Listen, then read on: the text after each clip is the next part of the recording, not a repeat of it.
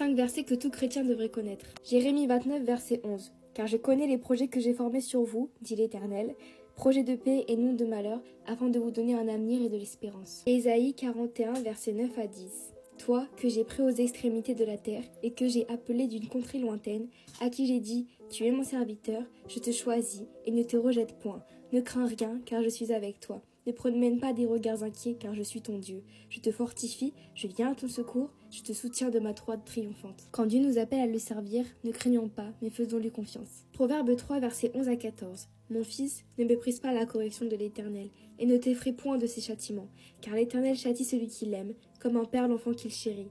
Heureux l'homme qui a trouvé la sagesse, et l'homme qui possède l'intelligence. Car le gain qu'elle procure est préférable à celui de l'argent, et le profit qu'on en tire vaut mieux que l'or. Ayons crainte de Dieu, mais pas comme un tyran, plutôt comme un père qui aime ses enfants.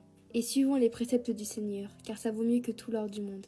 Toujours Proverbe 3, versets 21 à 26. Mon fils, que ces enseignements ne s'éloignent pas de tes yeux, car de la sagesse et la réflexion, elles seront la vie de ton âme, et l'ornement de ton cou.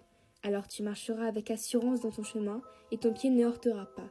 Si tu te couches, tu seras sans crainte, et quand tu seras couché, ton sommeil sera doux. Ne redoute ni une terreur soudaine, ni une attaque de la part des méchants, car l'Éternel sera ton assurance, et il préservera ton pied de toute embûche. Si on suit les enseignements du Seigneur, rien ne nous arrivera.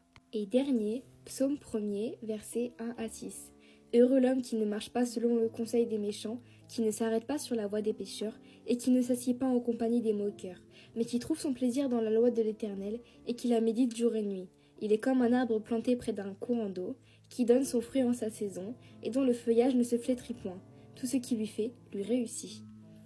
Il n'en est pas ainsi des méchants, ils sont comme la paille que le vent dissipe, c'est pourquoi les méchants ne résistent pas au jour du jugement, ni les pécheurs dans l'assemblée des justes, car l'Éternel connaît la voie des justes, et la voie des pécheurs mène à la ruine.